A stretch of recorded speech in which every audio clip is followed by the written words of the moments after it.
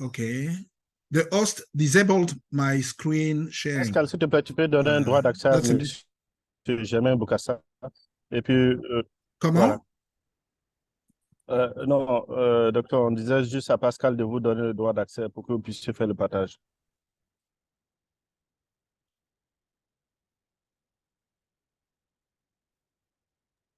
Oui, c'est fait, il peut partager. OK. Docteur, votre micro est fermé. Donc, docteur Germain, votre micro est fermé. Votre micro est toujours fermé. OK, c'est bon.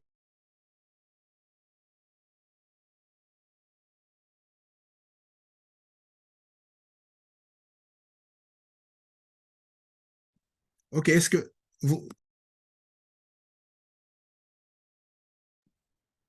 Can you hear me now?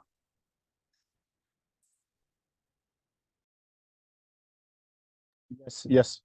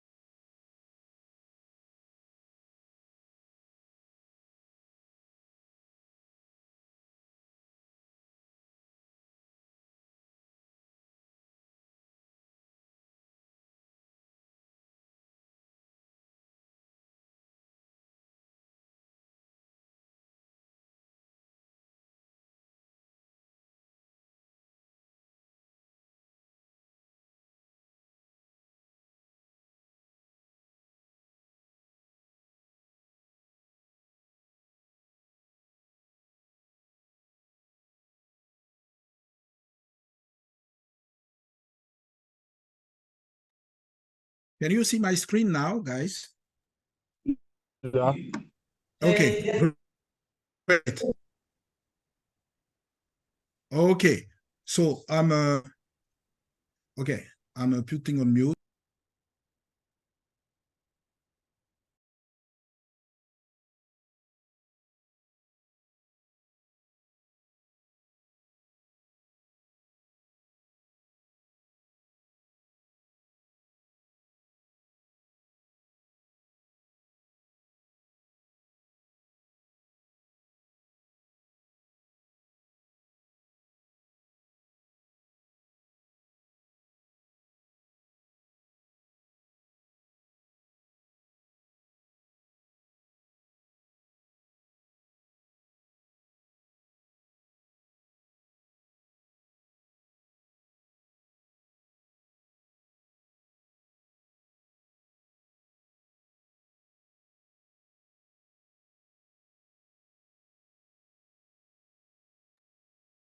Docteur Germain, je pense que vous pouvez arrêter le partage et puis comme ça, si vous finissez toutes les manipulations, vous pouvez après partager et puis voilà.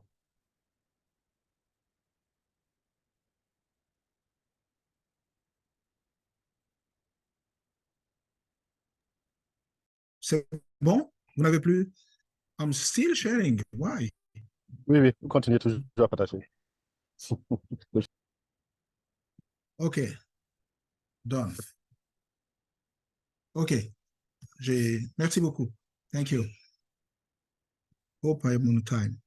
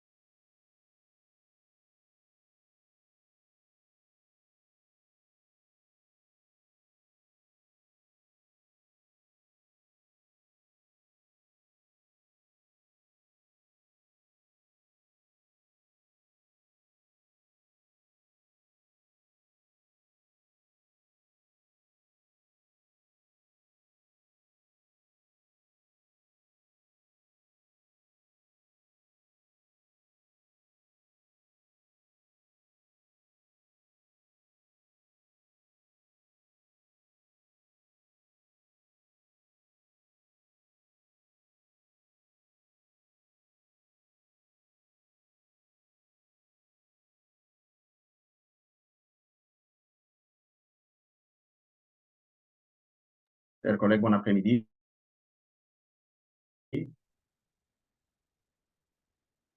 J'espère bien que je suis bien audible. Bien audible. Merci bien. Bienvenue à tout un chacun d'entre nous à notre messe de chaque vendredi. Et aujourd'hui, de façon particulière, nous allons accueillir le docteur Germain Boukassa-Kazadi qui va nous parler aujourd'hui d'une introduction à la surveillance des infections associées aux soins. Eh bien, c'est un plaisir de pouvoir de nouveau nous retrouver ensemble sous le parapluie de l'expertise congolaise pour la prévention et le contrôle des infections, les CPCI. Depuis un temps, nous avons cette habitude de pouvoir cheminer de cette façon en partageant les connaissances autour de la prévention et du contrôle des infections, mais aussi avec quelques bonus de pouvoir toucher de temps à autre à quelques idées et aspects cliniques, et tout en restant dans le domaine de la prévention et du contrôle des infections. Nous disons donc grand merci à tout un chacun d'entre nous qui sacrifie son temps pour que nous puissions partager ses connaissances et essayer ainsi donc de nous mettre à jour, parce que la prévention des infections reste absolument très importante pour toutes les activités que nous faisons. Mais qui est notre orateur du jour? Nous allons essayer de le découvrir. C'est un habitué pour certains ici, mais il est important de pouvoir le présenter pour d'autres qui ne le connaissent pas. Eh bien, le docteur Germain Boukassa est médecin de formation, diplômé de la faculté de médecine de l'Université de Kinshasa, cohorte 1984. Il a fini sa formation à Paris en pédiatrie, où il est donc spécialiste. Et il a fait aussi son diplôme universitaire en prévention et contrôle des maladies. Et il a aussi une formation de l'OMS en lutte contre les maladies sexuellement transmissibles et la tuberculose, ainsi que le VIH-Sida, là, de l'Institut Fournier. De plus en plus, il a dû rajouter des maîtrises, et notamment en recherche clinique, sciences biomédicales à l'Université de Montréal, et a dû rajouter aussi un master en épidémiologie à l'Université McGill du Canada. Il a dû aussi renforcer sa formation pour servir en système de surveillance de santé publique à Emory University Rollins School of Public Health, et cela à Atlanta, aux États-Unis. Expérience de travail avec les communautés autochtones du Canada, expérience qu'il a même partagée il y a quelques semaines. Et de 2008 à 2011, il a travaillé comme agent de surveillance de terrain VIH à l'Agence de santé publique du Canada. Et à la fin de 2011, il a joint donc le système de santé du Canada, où il a fait des plaidoyers pour que les populations défavorisées obtiennent un meilleur accès, un accès meilleur et approprié donc aux soins pour les infections sexuellement transmissibles, la tuberculose et les infections donc à pathogènes transmissibles par le sang, notamment le virus de l'hépatite C, le virus donc de l'immunodéficience humaine.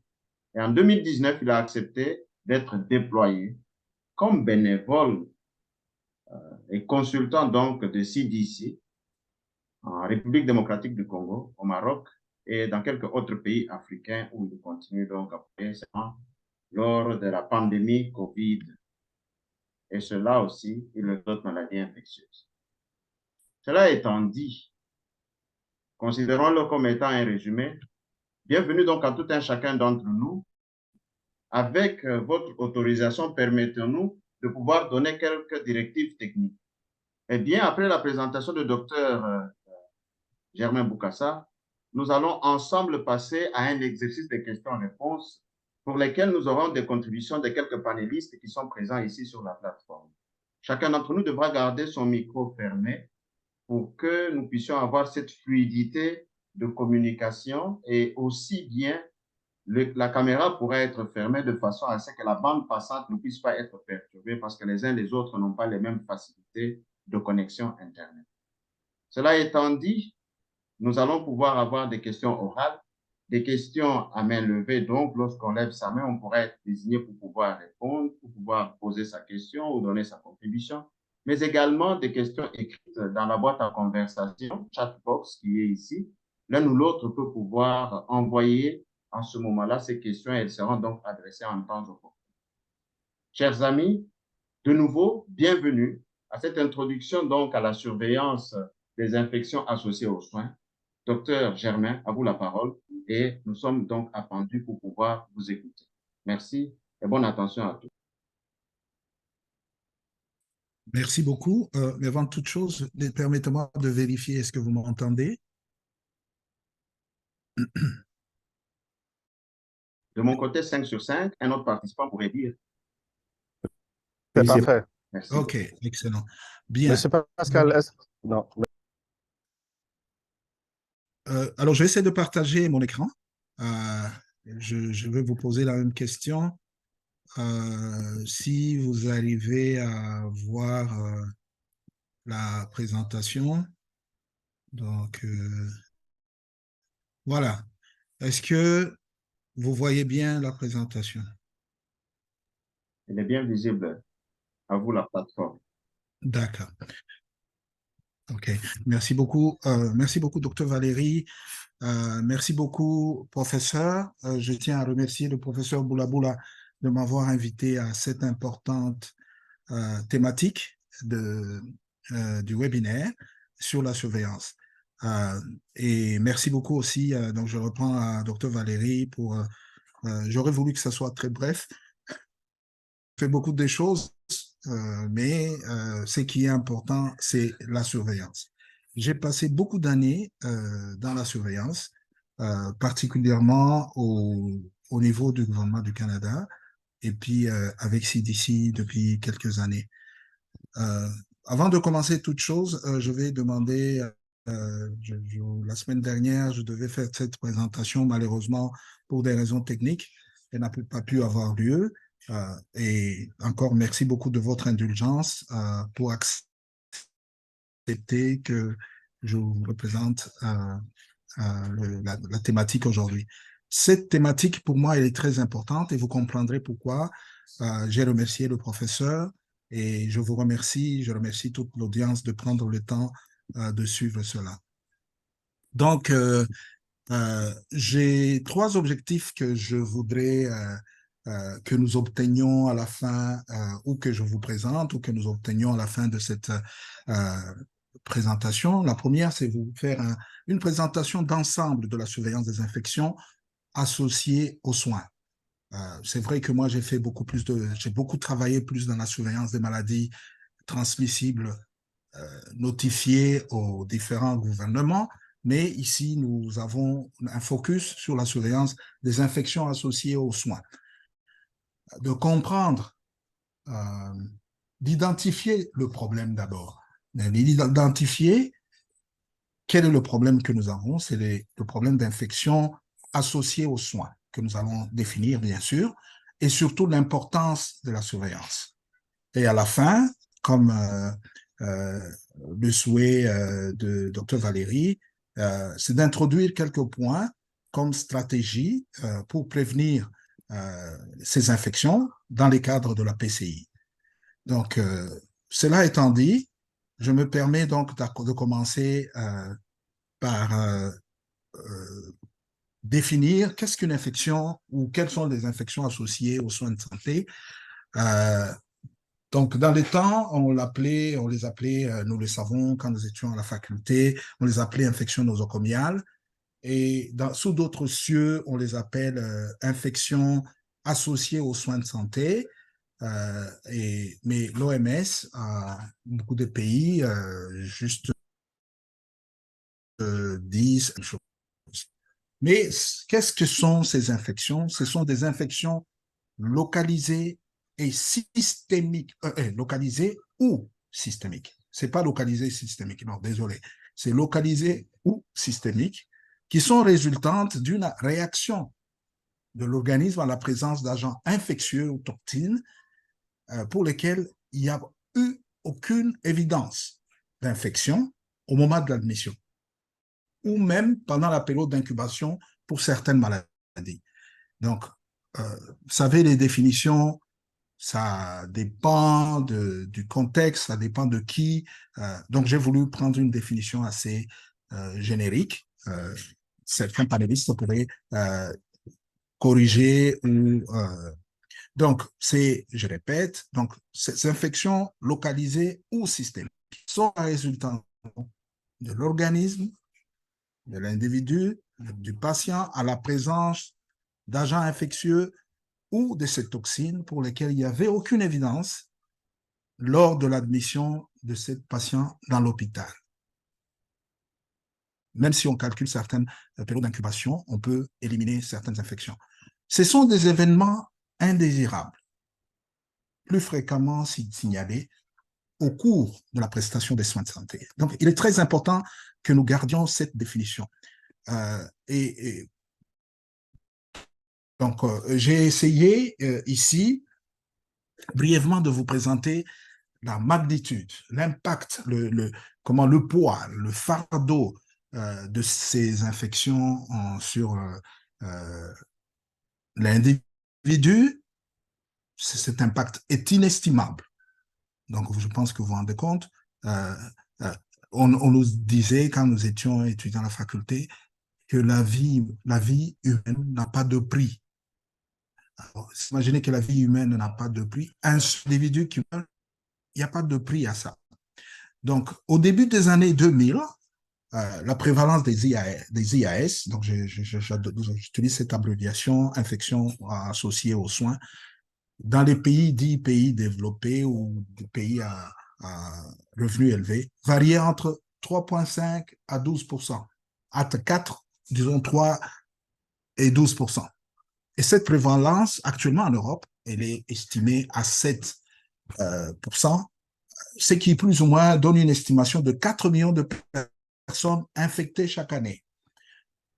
Il faut dire que toutes ces estimations ont été faites avant le Covid. Donc, il faut garder ça à l'esprit. Toutes ces estimations, par exemple, celle-ci que je vous ai donnée, elle a été publiée en 2014. Donc, ça fait déjà presque 10 ans. Donc, les choses peuvent avoir changé, mais parce qu'il n'y a pas de données évidentes, c'est pour ça que je me suis limité à ces chiffres. Mais ces chiffres-là ne vous donnent qu'un petit peu, vous signifiez le poids ou le fardeau de ces infections sur et le patient et sa famille, la société et la santé publique. La région EMRO, la région de la Méditerranée de l'OMS, situe cette prévalence estimée entre 12 et 18%. Dans la région, dans plusieurs régions de la Méditerranée orientale, et chose qui est comme un peu dans beaucoup de pays où nous sommes. Alors, présentement, je suis au Maroc. Je peux vous dire que la charge de morbidité due aux infections transmissibles sont très élevées parmi les professionnels de la santé, en raison juste des pratiques de soins qui sont très dangereuses.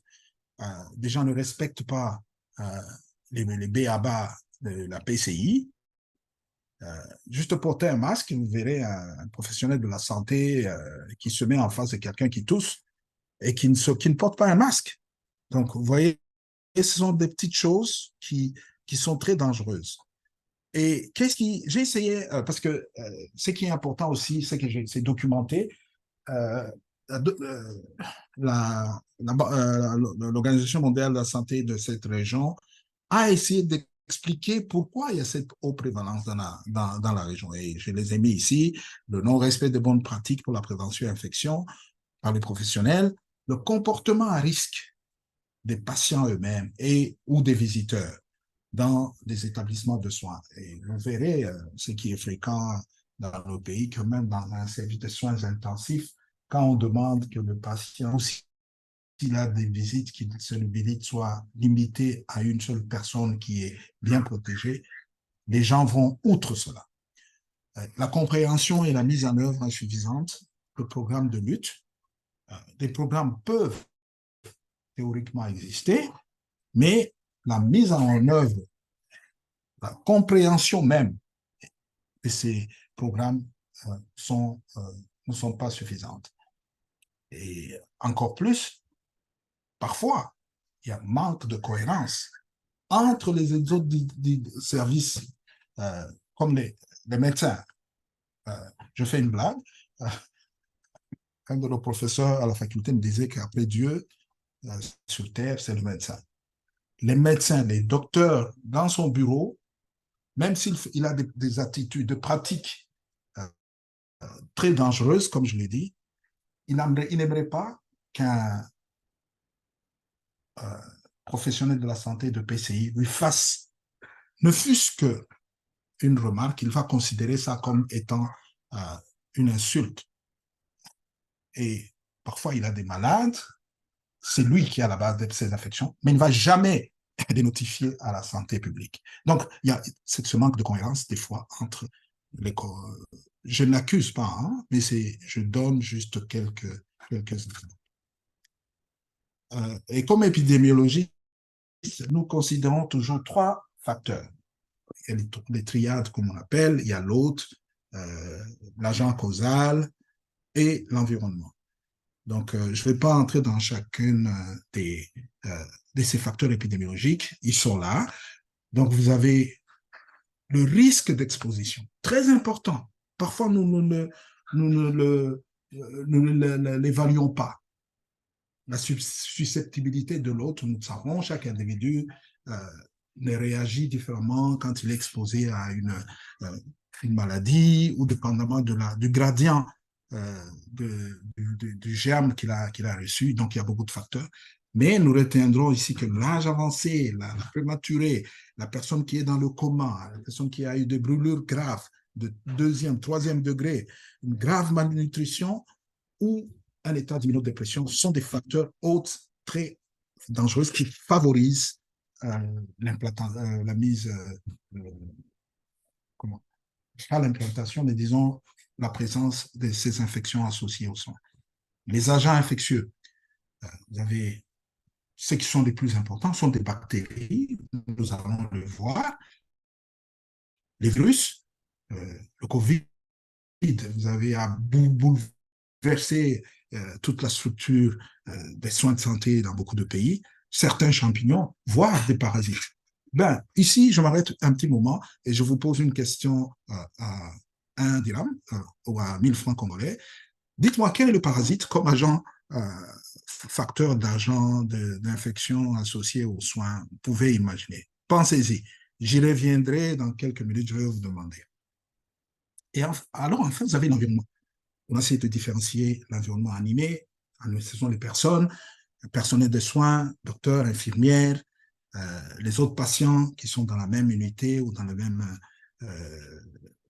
unité ou dans la même chambre, la famille, les visiteurs, toutes ces personnes qui bougent, qui sont animées. Et les facteurs inanimés sont des instruments que les professionnels utilisent, équipement médical, un respirateur, ça peut être un stéthoscope qui passe d'un patient à un autre, que le docteur utilise ou l'infirmière, mais sans désinfecter. Vous avez les surfaces environnementales, vous avez la chambre avec les murs, tout le petit matériel à côté. Et il y a aussi d'autres facteurs très importants qui sont associés au milieu hospitalier qu'on néglige un petit peu. L'assainissement. Nous savons tous en IPC que quand tout le matériel utilisé soit dans le lit ou dans la chambre du patient doivent être bien renfermés, sortis et brûlés s'il le faut dans la gestion des waste management. Quelqu'un me corrigera en me donnant le bon mot en français. La propriété de l'unité. Il y a des hôpitaux, même vous n'avez qu'à entrer dans l'hôpital et vous sentez que ici, la probabilité d'infection associée aux soins doit être très élevée. La température, hein, nous sommes dans des pays chauds, la température dans les chambres, ou même si on utilise des climatiseurs, on utilise ces climatiseurs qui ne sont jamais nettoyés. Toutes ces choses sont facteurs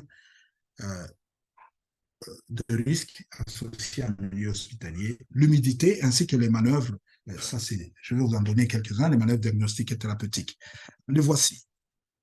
Parmi ceux-là, vous avez tous les matériels qui découpent les tissus contaminés, infectés ou qui impliquent l'insertion d'un corps étranger. Je vous donne un exemple très simple. Vous imaginez la transplantation d'organes. Si vous ne respectez pas le protocole d'utilisation des organes ou des dons d'organes, vous risquez, pas vous risquez, vous êtes un gros risque que vous prenez parce que vous ne savez pas la personne qui est décédée, de quelle maladie elle souffrait.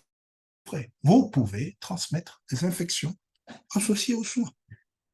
Les cathéters à demeure, particulièrement, c'est les cathéters intraveineux, urinaires, tous ces moyens qu'on peut considérer comme moyens, pas seulement des procédures diagnostiques, mais de traitement. Est-ce qu'on met un cathéter à demeure, urinaire ou intraveineux, pour ne pas repiquer le patient? Donc, toutes ces choses sont des facteurs à risque. La trachéostomie, la dialyse, la transfusion, la radiothérapie. Donc, toutes ces procédures thérapeutiques, diagnostiques sont aussi des facteurs épidémiologiques, des facteurs qui favorisent l'installation des infections. Vous avez aussi les différents dispositifs invasifs et retenez ce petit mot à la dernière de la page. Plus un dispositif reste en place, plus le risque d'infection est grand. Même si vous êtes un très bon, vous respectez très bon les bonnes pratiques de PCI, plus un dispositif reste en place, plus le risque d'infection est grand. Bien, alors, ça, j'ai vraiment voulu décrire généralement les infections associées aux soins, dans quel contexte et nous les avons. Maintenant, nous passons à la surveillance. Je vais décrire d'abord la surveillance de manière générale, la surveillance des maladies, qui se définit comme un processus, retenez bien, un processus continu, systématique et organisé de la collecte des données. Je reviens, un processus continu, ongoing, disent les Anglais, systématique et organisé. Ce n'est pas parce qu'aujourd'hui, nous avons un problème, nous avons décidé que non, nous devons collecter les données dans mon unité. Donc, allez, nous connectons et je viens vous dire, non, j'ai un système de surveillance dans mon unité. Non, ce système processus continu, systématique et organisé. Mon prof en surveillance des maladies à hémorragie s'était arrêté longtemps sur ces 3 mots que j'ai soulignés en noir. Donc, ces mots-là, c'est ces processus de collecte de données relatives à la santé ou à tout événement qui a trait à la santé. Alors, vous avez collecte de données, vous avez l'analyse, vous avez l'interprétation et vous avez la diffusion, le partage. Vous informez les décideurs, vous informez les collègues, vous informez les stakeholders pour une action. Vous ne le faites pas, vous ne disséminez pas l'information juste pour. Non, pour une action de santé publique. et particulièrement pour la surveillance des infections associées aux soins, les actions de santé publique sont réduire la morbidité, la mortalité et améliorer la santé des patients, la sécurité des patients. La fonction essentielle de la santé publique, la surveillance est considérée comme une fonction essentielle de la santé publique. C'est une composante nécessaire dans la prévention et le contrôle des maladies. Donc, nous revenons à notre PCI, mais aussi, et je viens de le dire tout à l'heure, pour la sécurité des patients. Vous ne faites pas cela juste pour éviter les germes, mais vous faites cela pour vous assurer de prévenir, contrôler ces germes, bien sûr, mais aussi la sécurité des patients. Ce qui fait que, par exemple, aux États-Unis actuellement, ces infections associées aux soins de santé la surveillance va de commun avec l'organe qui défend la protection non seulement des patients, la sécurité des patients, mais aussi des professionnels de la santé. Et je prends une petite minute pour vous expliquer pourquoi pourquoi est-ce que c'est nécessaire d'avoir une surveillance nationale. Je ne parle pas d'une... Vous pouvez décider de faire une surveillance dans votre secteur, dans votre région. C'est bien, mais il est conseillé de travailler avec les autres partenaires, pour avoir, si possible, si vous avez un programme de lutte contre les infections dans votre pays ou dans votre secteur, pourquoi est-ce qu'il vous faut avoir cette surveillance? Pourquoi est-ce qu'elle est nécessaire? D'abord, il vous faut un cadre juridique. Vous ne pouvez pas décider de vous-même comme ça, en vous réveillant le matin, non, je vais mettre... Non, il vous faut un cadre juridique. Il faut qu'il y ait un décret ou pas une loi du pays qui vous autorise à le faire. Parce que tout ce que vous allez collecter des informations personnelles. Vous devez respecter la confidentialité de tous ces patients. Vous devez assurer que ces éléments, toutes ces données que vous collectez, ne tombent pas sur des patients qui vendent des arachides au coin des rues. Donc, vous devez avoir d'abord un cadre juridique. Vous devez, cette loi, parce qu'il y a une loi, elle va obliger tous les prestataires des soins, infirmiers, médecins, jusque très haut, de rapporter les cas tels que définis. Parce que les cas, une infection, comme nous l'avons dit, une infection associée aux soins, ce n'est pas une infection que quelqu'un a traînée depuis plusieurs mois, il vient à l'hôpital et puis on dit que non. Non, la définition, il y a une définition de cas. Qu'est-ce qu'une infection associée aux soins? Et vous devez le faire dans un délai fixé par les législateurs. Si le législateur dit, vous devez rapporter ça dans 48 heures au plus tard, ou dans 24 heures, je sais que parfois, vous ne pouvez pas rapporter ça real time, en temps réel, ce n'est pas possible. Mais vous devez avoir un délai qui est fixé par le législateur. Cela nous permettra de cerner les secteurs préoccupants. Pourquoi qu'est-ce que c'est nécessaire? Ça nous permet de connaître les secteurs qui nous sont les plus préoccupants. Chaque pays est différent. Tous les pays n'ont pas, et nous le verrons, tous les pays n'ont pas la même distribution, la même fréquence de ces infections. Donc, des secteurs préoccupants, de surveiller les tendances. C'est pour ça que je reviens encore à la définition de la surveillance continue, systématique et organisée. Donc, vous surveillez les tendances et vous fournissez les taux de base, de référence. Parce que si aujourd'hui, je vous pose une question à Djibouti, par exemple, quel est le baseline? Quelles sont les données de base des infections associées aux soins de santé que vous avez dans le pays? Je suis sûr que je n'aurai pas la réponse. Mais parce que le système tel qu'il est défini n'existe pas. Donc, ces taux de référence baseline nous permettront de comparer les hôpitaux. C'est un indicateur de performance, pas seulement de performance pour les hôpitaux, mais ça nous permet aussi de voir comment les professionnels, comment nous pouvons intervenir, comment nous pouvons focuser, comment nous pouvons corriger ces erreurs provenant spécifiquement des hôpitaux. Alors, ça, j'aime bien, c'est le processus de notification de surveillance, c'est comme ça que fonctionne ce système de surveillance. Tel que c'est un document qui a été, que je mets l'auteur de ce flowchart, de ce processus. Elle est basée dans les Caraïbes, en Amérique, dans les Caraïbes, je dirais dans les îles Caraïbes. Et par rapport aux infections, ça c'est un truc dans les lignes directrices. Elle avait fait cette proposition pour la surveillance des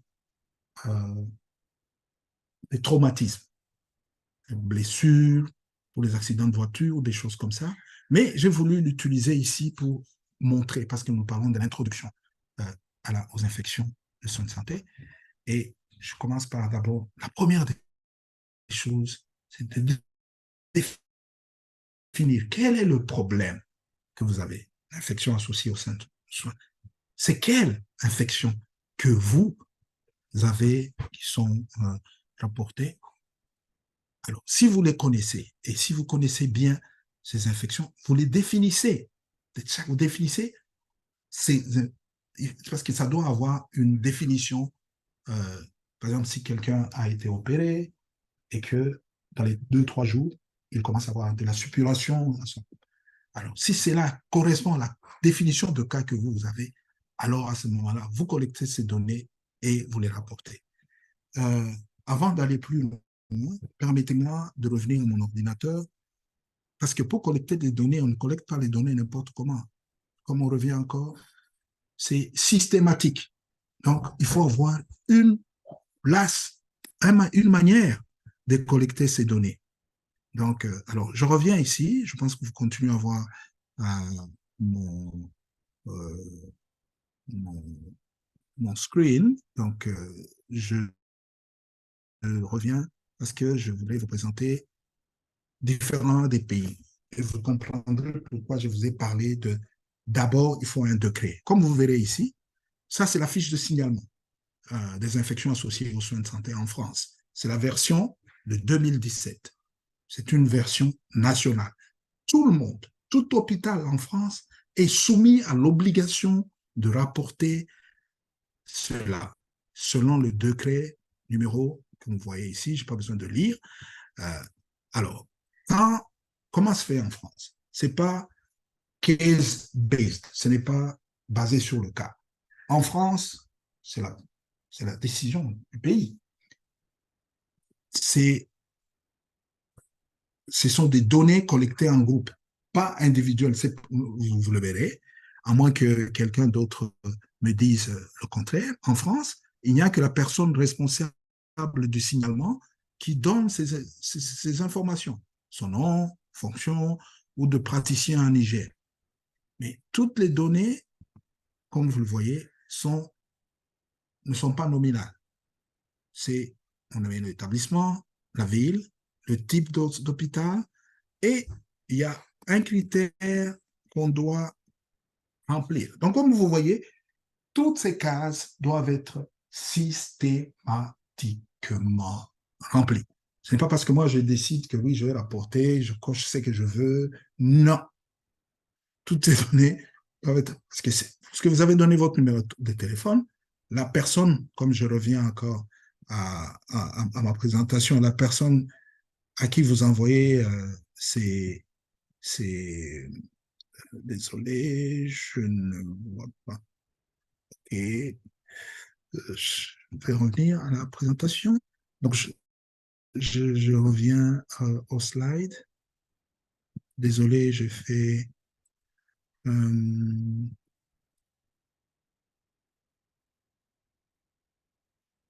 et ça, c'est là. Hey guys, can you help me? Vous pouvez réduire la fenêtre. Je voudrais juste... Réduisez la fenêtre et puis l'autre va pouvoir apparaître.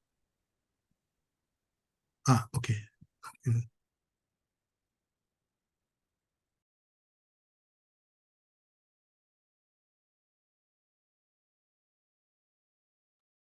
vous pouvez fermer le fichier là où il y a la croix, là où le fichier s'est ouvert. Vous voyez juste au-dessus de votre fichier, montez jusque dans la bande du dessus et fermez le fichier en soi. Et l'autre va apparaître.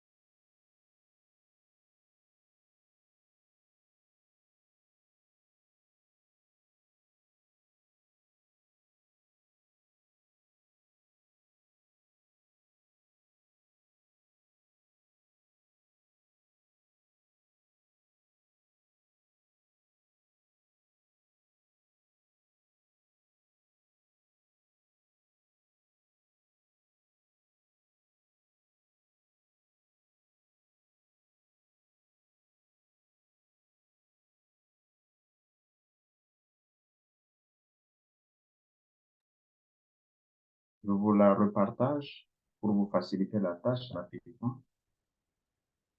Est-ce que vous m'entendez? Non, on ne vous entendait pas du tout. Oh, OK. Non, non. C'est parce que j'avais mis en mute. Donc, quand vous donnez sur la fiche que je vous en ai montré un exemple.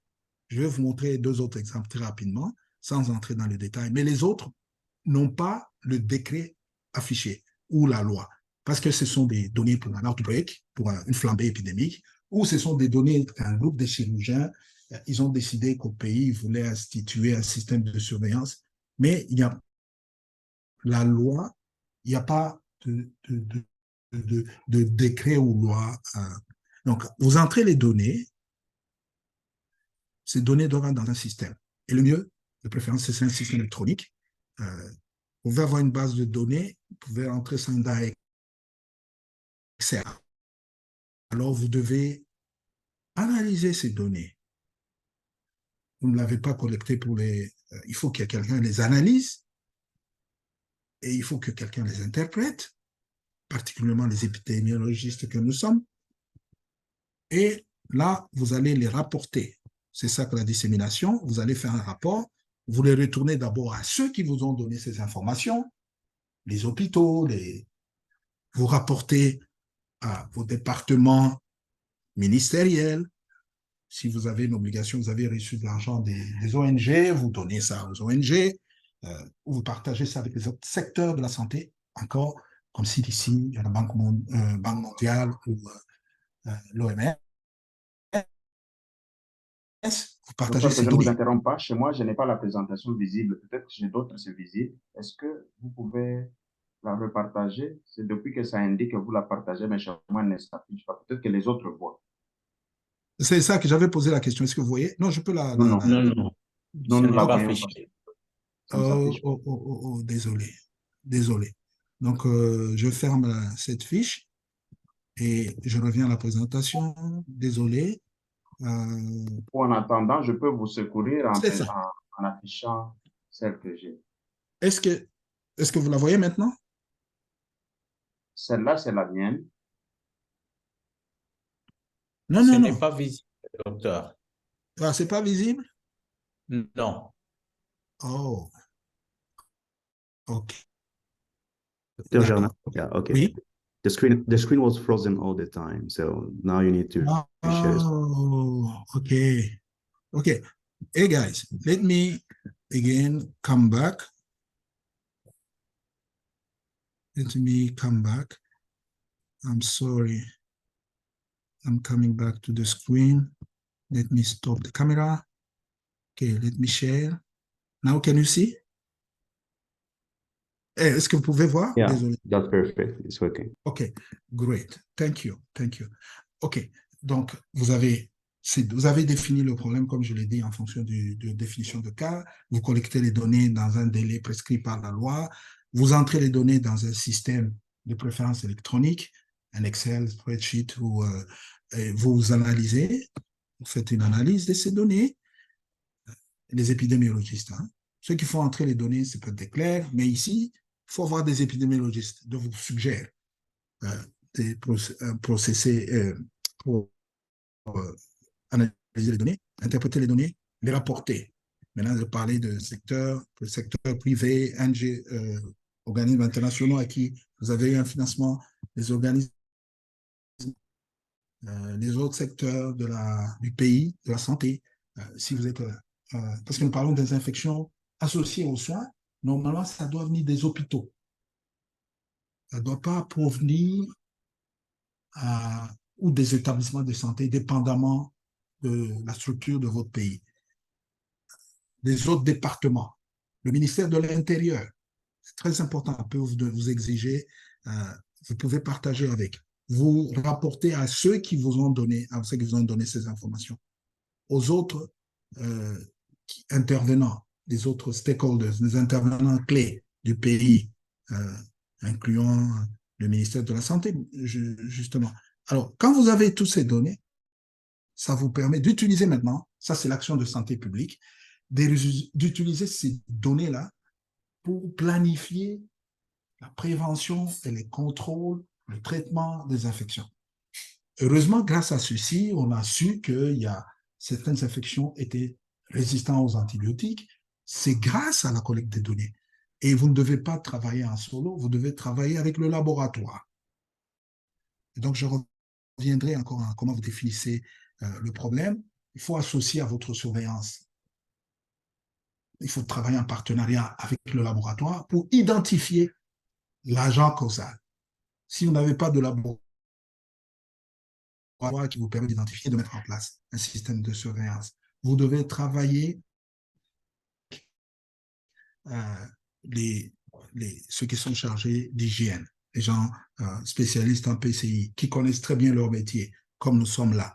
Si vous êtes clinicien, essayez d'avoir, ou même une infirmière qui fait la pratique hygiène, qui travaille avec vous, avec les données. Vous utilisez les données pour ces résultats, pour planifier la prévention, le traitement et les actions que vous avez, vous devez, comme il se doit maintenant. Tout système de surveillance doit être évalué après un certain nombre d'années. Vous ne pouvez pas avoir un système de surveillance qui fonctionne depuis plus de 5 ans sans avoir été évalué. Ça n'a pas de sens, parce que la technologie change. Il y a quelques années, on n'utilisait pas de tests de biologie moléculaire ou des tests rapides, mais aujourd'hui, c'est devenu très courant. Et cela vous permet, en évaluant votre système, ça vous permet encore de redéfinir le problème que vous avez et d'aller de l'avant. Donc, je vais essayer d'éviter d'utiliser, de faire la gymnastique que j'ai faite tout à l'heure. Donc, je vous ai parlé de fiches de signalement que je vous ai montrées. Je vais vous montrer la fiche des chirurgiens en Inde. Je vais vous la montrer vers la fin, si vous permettez, pour ne pas faire cette gymnastique de tout à l'heure. Et vous allez voir une fiche de CDC en cas de outbreak, de flambée épidémique, d'infection associée aux soins, quel genre de fiches ils utilisent. Donc, je m'excuse d'avoir été dérouté tout à l'heure. Alors, j'essaie de faire, selon la demande qui m'avait été faite, de vous présenter le type d'infection associée, les principaux. Cette classification dans le monde, je l'ai eu de l'OMS. Donc, ils ont mis les infections respiratoires comme la pneumonie en premier, et puis les autres, les infections suivies des infections sanguines, infections des voies urinaires, infections liées aux appareils. Qu'est-ce qui différencie les pneumonies associées au ventilateur? Par exemple, si quelqu'un est dans un système en soins intensifs avec un appareil respiratoire, donc il aura un type d'infection différent de celui qui est juste dans un hôpital, dans un service de médecine interne, quelque chose comme ça. Vous avez des infections de sang associées aux cathéters centraux, on en a parlé, infections des voies urinaires très fréquentes. Et ici, j'ai ouvert une petite parenthèse, ce n'est pas Vous ne verrez pas ça dans tous les hôpitaux du monde, mais particulièrement chez nous en Afrique, où vous avez certaines maladies à haute transmissibilité, à haute contagiosité, par contact. Par exemple, la fièvre Ebola, le marburg. En Guinée et dans certaines régions de la RDC, on avait constaté que les patients ou les cas qu'on recevait, c'était des personnes qui étaient venues soit pour une autre maladie, mais qui se sont retrouvés à côté des patients qui avaient la maladie dans un milieu très réduit et comme on ne savait pas de quoi il s'agissait, donc ces personnes ont été infectées. Ça, on peut, dépendamment encore de la définition, on peut associer ça aux infections associées aux soins. Je reviens tout à l'heure, je vous ai demandé, posé une question, j'avais dit que ça vous coûte, je vais vous donner un dirham ou 1000 francs congolais. Quel parasite pourrait être associé? Je ne sais pas si vous avez trouvé le parasite en question ou les parasites. Avez-vous trouvé? Quelqu'un peut-il me dire avant que j'avance? Après, je vais vous parler de certains pays. Non? Je peux m'oser à dire que moi-même, j'ai cherché longtemps. C'est la gale. La gale. Quelqu'un vient à l'hôpital, et il ne vient pas avec la gale. Et soudainement, pendant son hospitalisation, vous voyez qu'il y a ces bibites qui apparaissent, qui lui donnent ces éruptions cutanées. C'est très fréquent en France, hein, pour ceux qui ne le savent pas. Donc, c'est pour ça que les Français mettent la gale aussi parmi les maladies, les infections associées aux soins.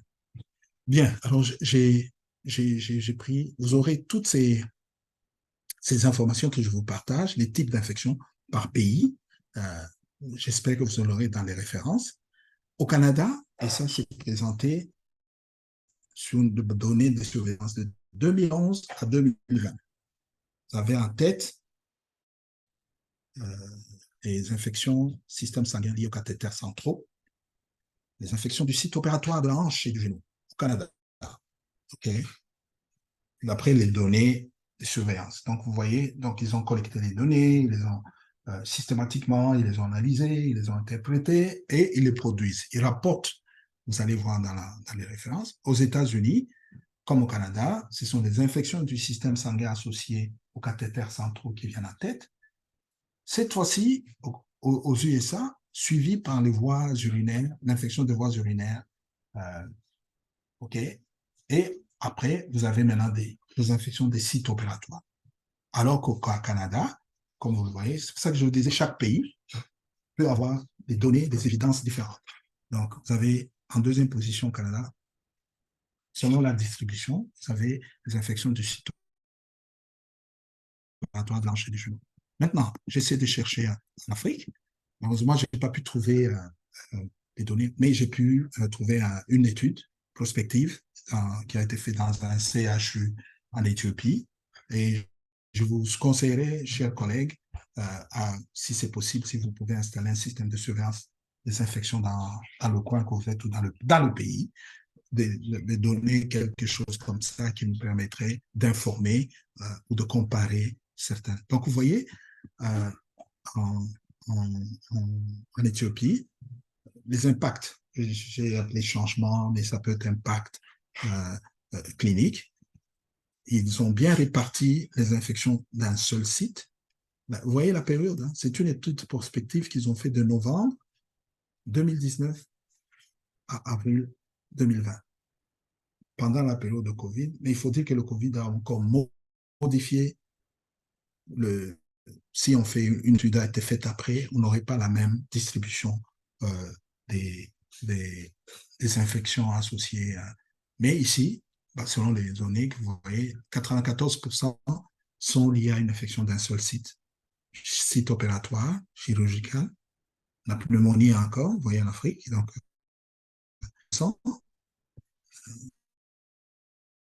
le tractus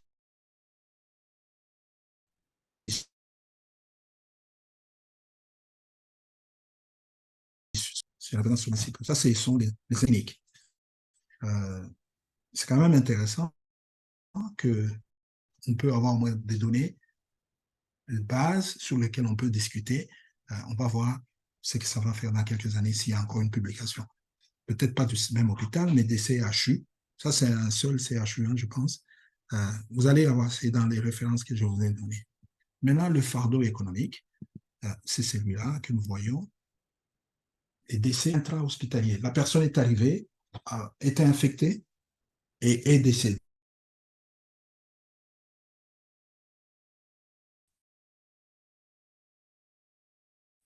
Ça, c'est global. Mais quand on prend seulement le papier, si on prend les soins intensifs, la prévalence que nous avons, mortalité, mortalité, jusqu'à je peux dire comment un cas sur 3 hospitalisé dans ce CHU, en soins intensifs, va mourir. Imaginez un peu. Bon. Alors, la durée de séjour à l'hôpital, donc la durée est prolongée. Je vous ai donné juste ici, avec les écarts types, la durée de séjour à l'hôpital. Et dans le document que vous allez lire, vous verrez une comparaison, ce qui est très bien fait. C'est une très bonne étude. Il y a des limites, mais il y a quand même, elle était bien faite. La durée de séjour a été 2 fois plus importante que la personne qui n'a pas eu d'infection associée aux soins. Donc, si la personne devait payer son frais de séjour, il va payer 2 fois. Imaginez. Et imaginez, savez-vous en moyenne quel peut être, si vous avez une idée, quel est le coût journalier d'hospitalisation? Je vous donne l'exemple du Canada. C'est entre 3 et 4 000 dollars canadiens. Aux États-Unis, c'est entre 5 et 6 000 dollars US. Donc, prof, vous pouvez me corriger, c'est parfois même beaucoup plus élevé. Mais ça vous donne une moyenne. Par jour, 3 à 4 000 dollars canadiens au Canada, 5 à 6 000 dollars US, ça c'est le coût. Quelqu'un qui n'a pas d'assurance maladie ou d'assurance privée, on va lui facturer, imaginez-vous, 6 000 dollars américains par jour si vous êtes hospitalisé. Et si vous doublez votre séjour, vous payez deux fois plus. Donc maintenant, vous êtes obligé de travailler à vie pour payer votre facture parce que vous avez été dans un hôpital. Et ce que je vous dis, nous l'avons vécu nous-mêmes. Nous avons eu 2 jumeaux. 2 jumeaux, ça je vous parle de la vie personnelle dans la famille. 2 jumeaux hospitalisés et un est décédé. L'autre qui a survécu est resté à l'hôpital plus de 2 mois. Heureusement, les parents ont une assurance. Maintenant, imaginez-vous le coût, l'impact sur la famille si les parents n'avaient pas d'assurance. Je vais vous donner juste un exemple. Alors, vous avez les coûts d'hospitalisation, les procédures thérapeutiques, diagnostiques, les investigations qu'on fait pour savoir c'est quelle infection. Donc, tout ça, ça vous fait augmente très fort. Maintenant, les impacts, très rapidement, je vais y aller. Ces infections surviennent autant en pays développés ou en nos pays. On estime à 1 million de patients qui contractent chaque jour. Ça, c'est encore des estimations. Et je répète encore le poids, mortalité, morbidité élevée, lourd fardeau économique, perte de vie, perte d'années de vie. C'est encore un indicateur que les économistes utilisent, économistes en santé. C'est à la base des coûts de financement monstres pour le programme de soins de santé. Donc, et ce qui vient encore de compliquer davantage les infections, c'est l'émergence des AMR. Donc, alors très rapidement ici, pour vous montrer le point, ça c'est Lancet en 2022 qui a un groupe, c'est un groupe des scientistes qui font partie de ce qu'on appelle le Global Burden of Disease. C'est un groupe des centaines, et si vous pouvez, je vous suggérerais peut-être faire partie de ce groupe-là. Et ils ont observé, ils ont suivi d'augmenter à l'appui les infections associées aux soins de santé en comparant les pays en développement et les pays en voie de développement avec des évidences. Et en bas, ici, vous voyez le nombre de décès. Hein, si vous voyez les abscisses, vous voyez le nombre de décès et vous voyez l'Afrique subsaharienne, la place qu'elle occupe, presque approximativement. Plus d'1,7 million individus. Ça sont des données de 2019 à 2020 en Asie, et en Océanie, inclus l'Australie. Il y a eu une publication d'Australie, mais que je n'ai pas voulu prendre. Dans les pays développés aussi, le Klebsiella est en tête, suivi par... OK, d'accord. Très rapidement, donc, et j'ai voulu vous donner, avant d'aller vers la fin, les infections. Et ça, c'est dans une étude. Ils ont fait une revue de beaucoup de pays. C'est une revue multicentrique. L'hygiène des mains, qui est en tête, c'est, comme vous le savez, vous qui êtes en PCI, le maintien d'un assainissement hospitalier, sécuritaire, hygiénique. Il faut avoir un milieu assaini, un milieu hospitalier assaini. Dépistage, très important. Il faut screener.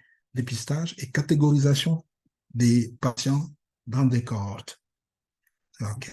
J'ai fait la traduction en français. Bon, ma traduction n'est peut-être pas bonne, mais je pense que vous comprenez. Il faut suivre les lignes directrices pour la sécurité des patients. Ou s'il y a des lignes directrices pour les infections associées aux soins qui existent dans votre secteur, je vous supplie, suivez-les. Le bon usage des antibiotiques. Ne tuez pas les antibiotiques à tout venant parce que vous avez le risque de sélectionner les germes, utiliser les bons antibiotiques, après, surtout pour les infections associées aux soins, ayez un résultat de laboratoire avec un antibiogramme. À ce moment-là, vous savez utiliser le bon antibiotique. Et enfin, vous avez la surveillance de santé publique comme moyen, comme élément de stratégie. Parce que la surveillance de santé publique, comme nous l'avons répété plus haut, elle nous permet toutes ces choses. Voilà, donc voilà les références. Donc vous avez ces références. Ça vous donne le lien. Si vous n'avez pas le journal, c'est très simple. Cliquez sur et vous aurez toutes les données que je vous ai partagées durant cette présentation. Voilà. Et je remercie, avant de remercier le professeur, je remercie et puis je vais vous montrer les deux autres fiches juste pour votre... Je remercie beaucoup le professeur de m'avoir donné cette opportunité de vous parler de la surveillance. Et vous comprendrez pourquoi je suis passionné, parce que j'ai passé d'années et c'est pour ça que j'ai voulu participer à ce groupe pour vous partager ma petite, humblement, mon expérience en surveillance et appliquer cela aux infections associées aux soins, mais encore plus dans la PCI, chers amis, d'essayer de suivre les lignes directrices. Si vous n'en avez pas, je sais que l'OMS en distribue dans tous les pays, adaptez-les à votre pays ou à votre région. Et vous aussi, chers amis, je vous remercie un vendredi de prendre le temps d'écouter votre serviteur. Alors, très rapidement, puisque je suis à la fin, je peux prendre le risque. Je veux juste vous montrer les deux autres, si vous me permettez. Je suis permis, professeur, est-ce que je suis permis de revenir un peu en arrière pour Vous êtes permis, présenter allez-y, s'il les... vous plaît, docteur. Merci. Ok, d'accord. Ok, Prends la place du prof. ok. Donc, je vous avais montré le... attendez, je vais faire tout simplement ceci.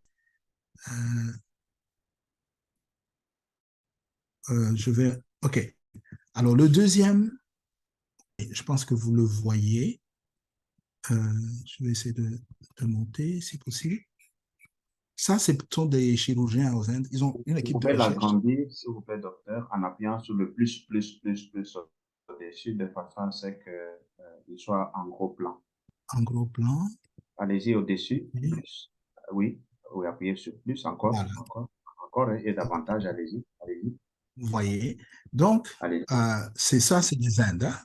Et il y a un une fiche de notification. Vous avez le nom du patient, vous avez son genre, vous avez l'âge, dans quelle date d'admission, quel est le ICD code, la codification internationale, où est-ce qu'il était en soins intensifs, où il était juste... donc, vous voyez, toutes ces données et toutes ces cases, ça dit qu'on ne va pas cocher chacune, dépendamment du service et les critères qui ont été utilisés pour... Est-ce que c'est un drainage ou du matériel? Est-ce que c'est juste un érythème ou une rougeur au niveau de... qui a fait que... Donc, c'est assez bien fait. C'est pour ça que j'ai voulu partager avec vous et je peux le partager avec Pascal pour vous si vous voulez. Ça, c'est un protocole, hein? Donc, vous pouvez utiliser ça comme modèle. Alors, ça, c'est le deuxième. Et le troisième de CDC, c'est ce que je vais essayer de me monnaie à faire en vous... Voilà, j'ai fait encore une bêtise. Je vais quitter. Oups. Oups. D'accord. Celui des CDC, c'est plusieurs pages, mais c'est encore un type de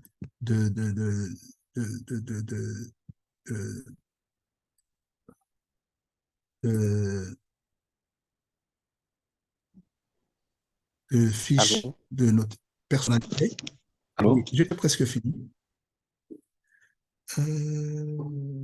Presque fini. Partager. C'est plusieurs pages.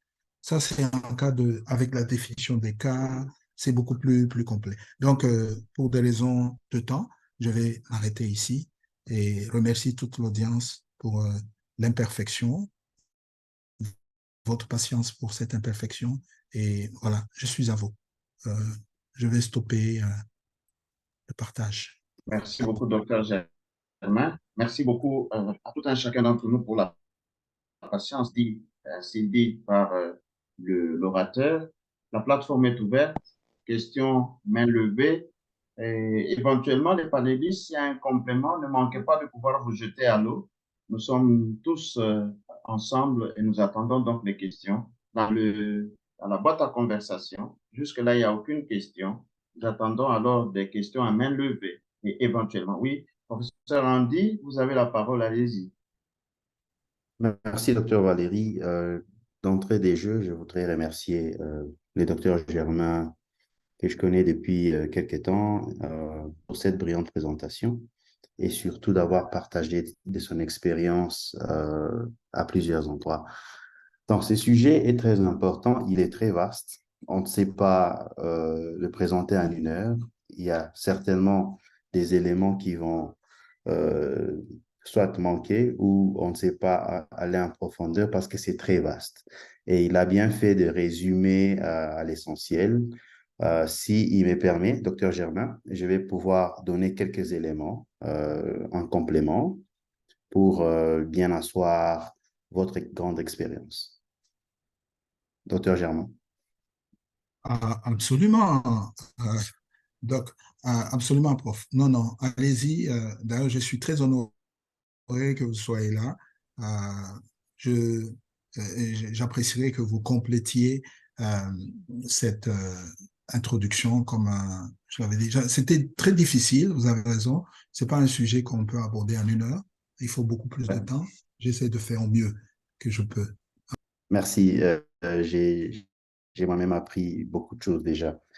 Alors, pour ce qui concerne la magnitude du problème des infections associées aux soins, il y a une récente publication de cette année donc, qui a fait une revue systématique et une méta-analyse qui, de manière globale, donc au niveau mondial, on a une prévalence moyenne de 14% d'infections associées aux soins et notez qu'il y a une augmentation annuelle évaluée à environ 0,06% en ce qui concerne la prévalence moyenne globale des infections associées aux soins. Alors, la région africaine a naturellement, avec tous nos problèmes de maladies infectieuses, a remporté la plus grande prévalence. et la région Ouest-Pacifique, donc Pacifique de l'Ouest, a la plus basse prévalence d'infections associées aux soins. Alors, pour ce qui concerne l'Afrique centrale, qui a rapporté une plus grande prévalence, jusqu'à 27%, avec un intervalle de confiance allant de 22 à 34. Et pour ce qui concerne les germes qui sont impliqués dans ces infections associées aux soins, Escherichia coli est en tête de liste et suivi par les cons, ensuite le staph et les Pseudomonas aeruginosa. Les conditions dans lesquelles on trouve le plus d'infections associées aux soins, vous avez la transplantation, vous avez les unités des néonatologies, vous avez des unités de soins intensifs, des soins intensifs, pardon, et évidemment, en termes du genre, cette méta-analyse a rapporté plus de cas chez les hommes que chez les femmes. Alors, la question que le docteur Germain a posée sur les parasites, ça m'a concerné directement et je me suis aussi donné la peine de chercher. En fait, les trois voies, vous avez la contamination d'une personne à une autre ou la transmission d'une personne à l'autre, la transfusion et la transplantation d'organes. Et là, vous avez plusieurs germes. La malaria fait partie aussi de ces cas-là. Vous avez la babésiose, vous avez la toxoplasmose et bien d'autres, la gale aussi. Alors, je vais devoir résumer les types d'infections associées aux soins pour guider ceux-là qui apprennent encore un peu de PCI. Donc, vous avez, je m'excuse, il y a...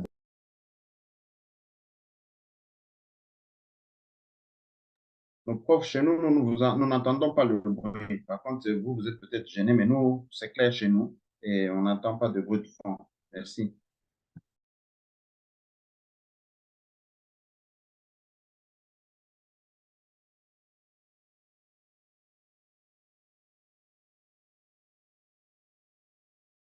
Prof, vous êtes sous mute. Essayez de revenir au micro. Donc, il a été déconnecté. Il n'est plus en ligne. Il va revenir. Ah, il est là.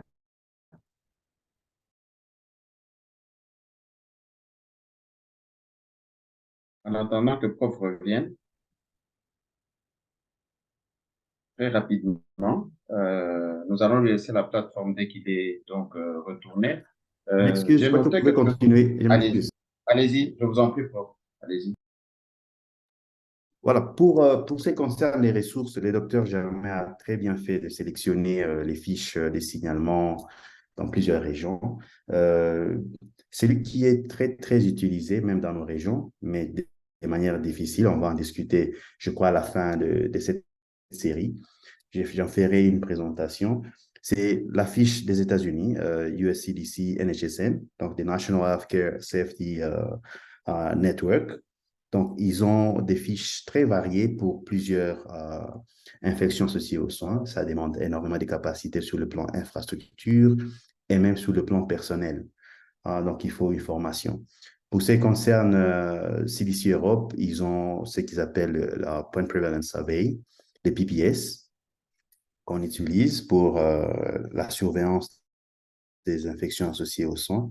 Mais en Afrique, au moment où je vous parle, nous allons réunir les experts africains en début novembre pour définir maintenant nos critères à nous qui sont pertinents pour le continent africain. Et donc, je prends le lead sur ces travaux et je crois que d'ici quelques mois, on pourra vous présenter des données ou des protocoles d'origine africaine. Voilà, je vais m'arrêter là pour ne pas... Merci beaucoup, professeur, pour votre contribution. Tout de suite, là, une question me venait à l'esprit. Je comprends tout de suite que après vos deux interventions, c'est que nous avons la nécessité de la production des outils à toutes les étapes de cette surveillance dont nous parlons, depuis la collecte jusqu'au traitement de données, ainsi donc pousser même plus loin, créer des plateformes pour pouvoir faire la dissémination donc des conclusions ou des résultats obtenus de ci et de là. J'en suis arrivé à penser que la PCI, en termes de surveillance déjà dès le départ ici, parce que Mais, nous avons ici les informaticiens dont vous avez parlé, nous avons des statisticiens, des épidémiologistes, des professionnels de santé, une intervention multidisciplinaire. Je ne sais pas, au niveau où nous sommes maintenant, basé sur vos expériences, professeur et docteur Germain, qu'est-ce que vous pouvez donner comme recommandation dans le sens de l'approche pour l'installation de ce système de surveillance? Je prends l'exemple de la République démocratique. Quelle approche à l'audience que nous sommes pour une approche systématique mais efficace qui permettait à ce que nous puissions installer? Je vous en prie. Permettez, professeur, que je commence. Donc, je pense, et comme je l'ai dit, il est très important d'avoir un cadre juridique, très important. Le professeur vient de dire quelque chose de très important et bravo à l'Afrique, à Africa CDC pour la mise au point des outils de collecte basés sur le contexte africain. Donc, c'est ce qu'il nous faut d'abord. Il faut comment on appelle ça, un engagement des autorités du pays. Il faut un engagement politique. Il faut que nous tous, on se batte pour que nos dirigeants, nos ministres acceptent qu'il y ait des collectes de données. Ce n'est pas pour dénigrer. Hein, j'apprécie beaucoup le professeur qui a donné les dernières prévalences et les légèrement mises en cause, que ce soit en RDC ou dans d'autres pays. On parle ici, si j'ai bien retenu, les Escherichia coli. Donc, et vous comprendrez que la transmission des parasites, j'avais complètement occulté ça comme la malaria. Donc, vous voyez qu'il y a beaucoup de choses à faire, mais il nous faut y aller de manière structurée. La première des choses, nous devons avoir un décret ou un cadre juridique qui oblige tous les prestataires à rapporter. La deuxième des choses, c'est avoir les outils. Non seulement avoir le cadre juridique et les outils, mais il faut avoir un financement. Parce que tous ces gens qui vont être impliqués, c'est très lourd, la surveillance. Ça coûte extrêmement cher. Il faut que nos pays acceptent de faire un effort autant qu'ils le font pour les... Je crois qu'il y a encore beaucoup à faire dans la surveillance même des maladies transmissibles, mais au moins pour ce qui est des hôpitaux, et nous en avons parlé un petit peu en offline, engager non seulement les politiques, engager les ministères, mais engager aussi les prestataires des soins. Parce que tant qu'on n'a pas le buy-in l'engagement venant des prestataires, vous pouvez faire tout ce que vous voulez, même si on a amené les meilleurs outils avec eux et les gens ne sont pas convaincus. Donc, nous avons ce problème de communiquer, d'engagement et d'avoir un cadre juridique. Je vais laisser le professeur ajouter, comme lui, il est dans son expertise, non seulement avec le PCI, mais aussi au niveau des organisations comme Africa CDC, voir si nous pouvons avoir un appui pays par pays, étape par étape, step by step. C'est très difficile d'installer tout en un coup. Ça demande du temps.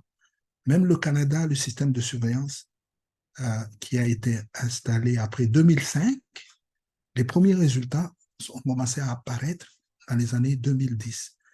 Donc, il faut du temps, la persistance, l'engagement, la volonté. Moi, je pense d'abord. Et puis, le reste, les moyens financiers viendront. À vous, professeur. Docteur Germain, merci. Merci pour l'honneur de contribuer à ces sujets que vous avez présentés aujourd'hui. Je suis très content quand je vous entends parler du cadre juridique. C'est un travail. Les amis qui sont avec ICANN, donc Infection Control Africa Network, peuvent les confirmer. Déjà, je crois autour de 2018-2019, il y a eu un travail qui a été fait pour répertorier tout ce qui est loi ou décret ou encore arrêté régulant la pratique des préventions et contrôles des infections. Pendant ce temps, j'étais consultant à ICANN et j'ai fait ce travail dans les 55 pays africains, en incluant le Sahraoui Ouest. Et dans ce temps-là, on n'a pas trouvé grand-chose qui était directement lié à la PCI.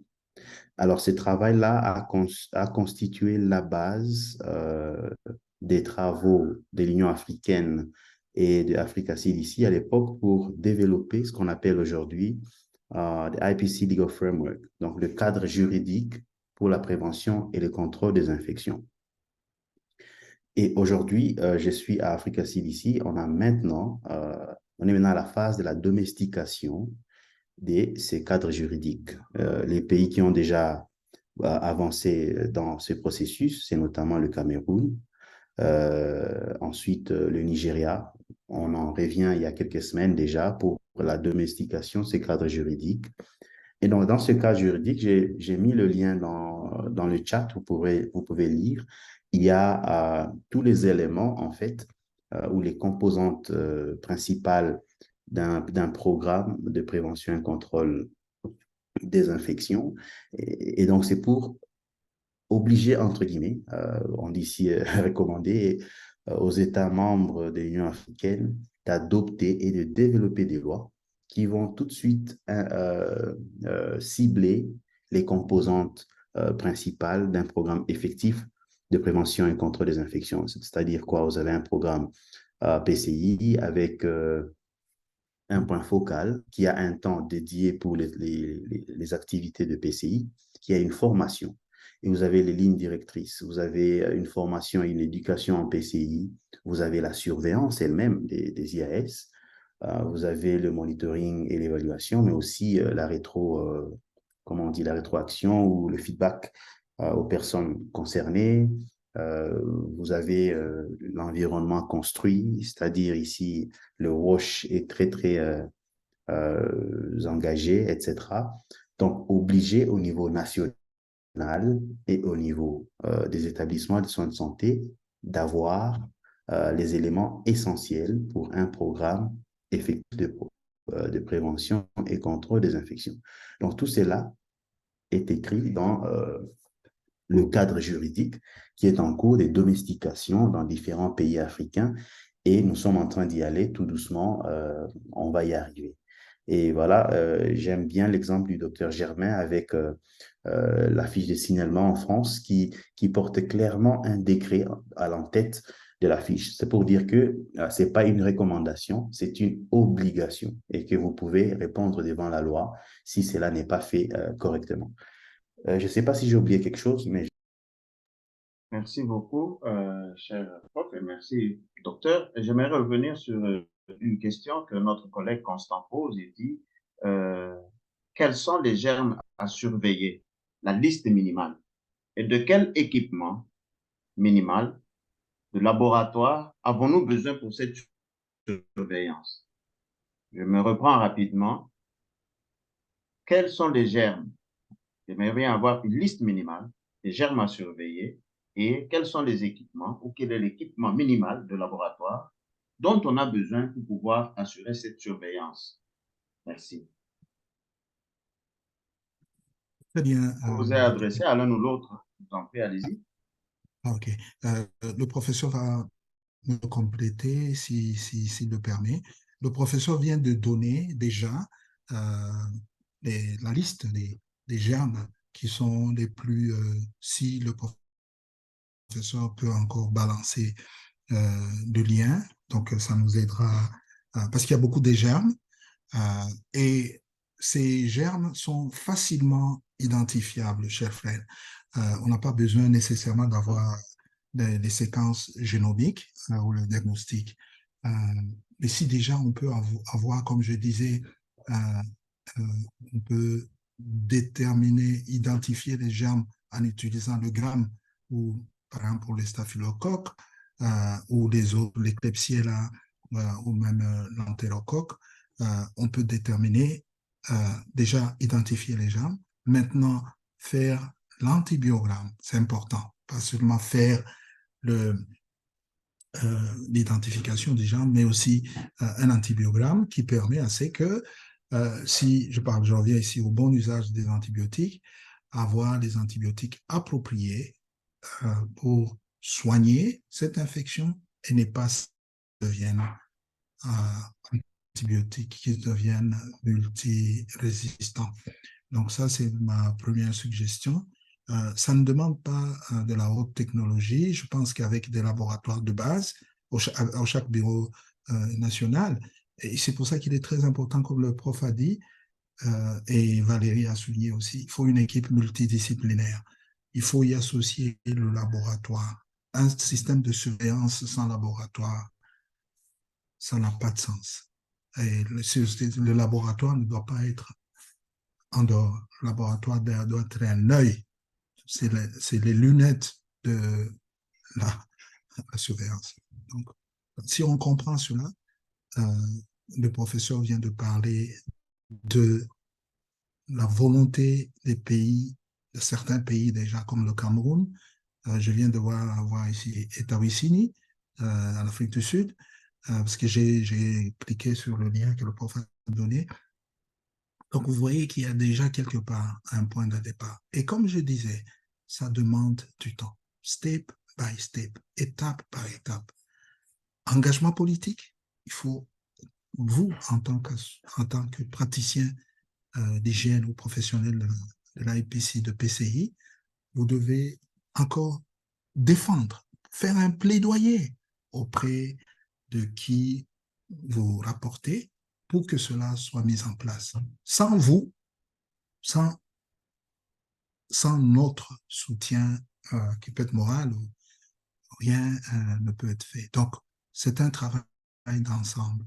Et d'ailleurs, j'allais proposer à docteur, au professeur, s'il y aurait un moyen de constituer, je n'appelle pas ça un comité, mais un groupe des gens volontaires, si besoin, qui peuvent travailler avec les Africa CDC en Afrique pour que pays par pays, qu'il y ait un groupe, comme je vous ai montré les données de l'ANSET, c'est vraiment un groupe multidisciplinaire et multicentrique.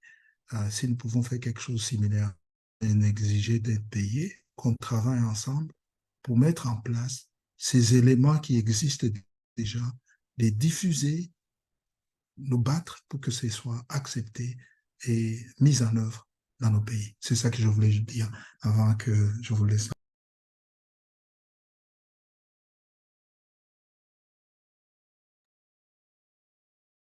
Oui, professeur. Bon, je ne sais pas s'il y avait une question, mais C'est en par rapport termes avec la liste minimale qui peut être faite, parce que chaque pays a, ok. il y a des bases générales. Pour l'OMS, c'est tout ce qu'on donne, mais puis il y a des spécificités pour chaque cet aspect des infections qu'il faille inclure dans la liste de surveillance des uns des autres. Oh, oui, oui. En fait, je viens de poster dans le chat le lien et la liste. Je crois que cette liste est basée sur les données probantes, c'est-à-dire les publications, etc. Les recherches que moi j'ai eu à participer et diriger en Afrique du Sud, par exemple, ça concernait la population néonatale. Et nous avons déjà des publications là-dessus depuis quelques temps. Je vais aussi mettre le lien dans le chat. Comme ça, les participants pourront lire. Mais pour ce qui concerne, par exemple, la population néonatale, nous avons plusieurs germes. C'est notamment ici les Klebsiella pneumoniae qui est en tête des listes dans les causes d'infections néonatales. Et puis, vous avez le Serratia marcescens qui va suivre. Vous avez le Klebsiella michiganensis qu'on a trouvé en Afrique du Sud et Escherichia coli. Et enfin, vous avez les complexes, comment on appelle, le complexe Enterobacter clocae. Ça, c'est une étude avec plus de 2483 cas de sepsis confirmés par culture qu'on a eu à analyser. C'est déjà une taille de l'échantillon assez suffisante pour donner des résultats précis. Alors, je vais mettre cet article de Nature. On a publié ça dans Nature. Vous pouvez lire et tirer des éléments. Mais je vais revenir maintenant sur la question. Le docteur Germain l'a précisé. Ça peut dépendre de votre milieu, ça dépend de votre pays, ça dépend aussi de votre institution ou établissement de santé. Le docteur Valérie le sait très bien, à Tegabeg Hospital, où on a tous étudié, il y a ce qu'on appelle les germes alertes. Et parmi ces germes alertes, il y avait le Serratia marcescens, qui n'était pas connu cliniquement important ailleurs, mais les Sud-Africains, et surtout dans cet hôpital, ont appris de la valeur clinique très vite. Et on a dit, non, ça, ce n'est pas une contamination. Ça doit être quelque chose qu'il faut vraiment surveiller de près. Et ils ont ils ont mis en place un système de surveillance, une plateforme de surveillance. Et aujourd'hui, c'est documenté. Le Serratia n'est pas que un germe de contamination, c'est devenu important sur le plan clinique. Ça cause réellement des infections chez des populations et notamment en pédiatrie, en néonatologie. Donc, la liste, ça dépend de votre surveillance de base, ça dépend de votre épidémiologie locale.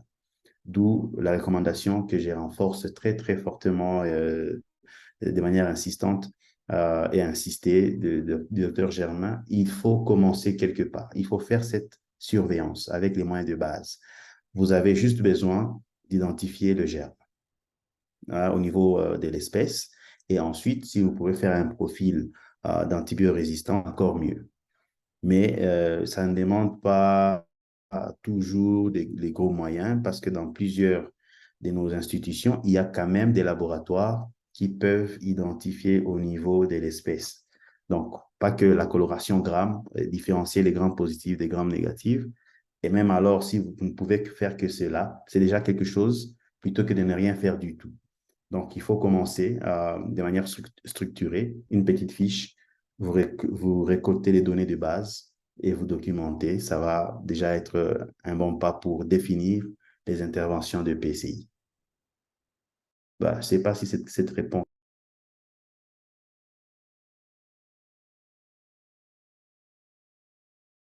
Merci beaucoup, cher prof. Merci beaucoup, docteur Germain. Je crois que ces contributions, elles sont très, très, très importantes pour nous et nous permettent donc de pouvoir avancer certainement dans le partage des informations. Et la suggestion, c'est que nous passerons à des aspects plus pratiques pour dire, OK, il y a une équipe avec EC PCI. Voici ce que nous allons faire et les approches, comment recruter les gens pour essayer de nous mettre tous autour d'un projet commun qui pourrait commencer dans un coin pour s'étendre ailleurs ou qui peut commencer par plusieurs points pour essayer de pouvoir avancer. Parce que cela n'est pas seulement en RDC, mais également dans les autres pays, les uns les autres qui suivent ceci et qui réclament absolument que tous ces documents soient partagés. Certes, tout sera partagé. Il y en a déjà qui sont ici. Chacun peut cliquer en ligne, prendre les informations, ainsi de suite. Et ce n'est qu'une série qui commence, comme nous l'avons entendu. Déjà, professeur Boulaboula Junior va pouvoir faire une présentation relative à tout ceci un peu plus tard, donc dans les semaines qui viennent. Cela va pouvoir nous aider. Ce n'est qu'un début, une introduction qui est très alléchante parce qu'elle nous interpelle sur notre responsabilité, notre rôle à jouer les uns et les autres. Nous sommes à 3h30 maintenant et donc depuis que nous avons commencé 1h30, je ne sais pas s'il y a une question brûlante qui peut être posée. Et en ce moment-là, nous pouvons essayer de pouvoir aborder. Mais sinon, nous estimons que nous tendons vers la fin et que les autres choses restantes peuvent être abordées ultérieurement.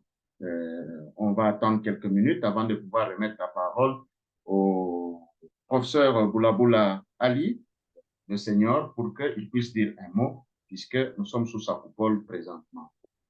Merci beaucoup, beaucoup au docteur Valérie pour cette modération qui nous est familière depuis. Je ne situe pas le début. Je remercie d'abord docteur Germain qui a présenté de façon très intéressante l'introduction à la surveillance et c'est à juste titre qu'il avait souhaité que ce thème soit retenu quand j'ai posé la question. Et voilà que nous avons appris beaucoup de choses, docteur Germain. Et nous remercions aussi le docteur Randy d'être revenu dans cette plateforme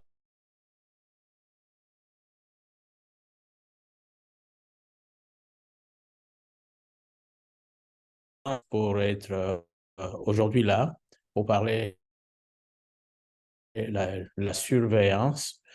Et je préfère annoncer à tous nos participants que la semaine prochaine, il y aura aussi un spécialiste qui va nous parler de la France, de la surveillance au niveau de la plaie chirurgicale ou du champ opératoire.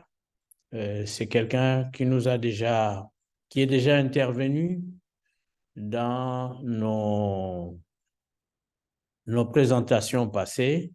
Il y reviendra. Je pense qu'il faut être là pour renforcer ce que nous avons appris aujourd'hui. Et jusqu'à la fin du mois, il y aura des sujets sur la surveillance et je pense que ce sera intéressant. Je remercie tous les participants d'être venus et de continuer à soutenir cette plateforme. Vous pouvez suggérer aussi des thèmes, quitte à nous, à toute l'équipe, d'examiner la faisabilité et d'inviter des personnes valables qui ont une autorité dans la matière pour traiter de ces sujets. Merci à tous et à la prochaine, à la semaine prochaine, je vous l'ai dit. Merci, docteur Valérie. Merci beaucoup, professeur. Merci beaucoup à toute l'équipe technique, y compris Kanika, y compris tous les amis qui sont derrière, ils sont nombreux, Suleiman, tous ceux qui sont derrière avec Pascal pour tous les soins que vous prenez de nous. Et encore une fois, merci à tout un chacun de vous. N'oubliez pas, monsieur Dr. Conan. Germain. J'allais mentionner monsieur Conan. Merci. Merci, À la professeur prochaine. Ali. Merci à tout un chacun. Merci.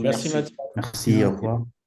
Merci, professeur, pour votre initiative. Je pense que nous allons essayer d'y contribuer dans la mesure du possible, où que nous soyons, et pour que ce projet puisse aller de l'avant. Merci. Merci, docteur Germain. Merci, au revoir. Merci beaucoup. Merci à tout le monde. À la prochaine. Merci.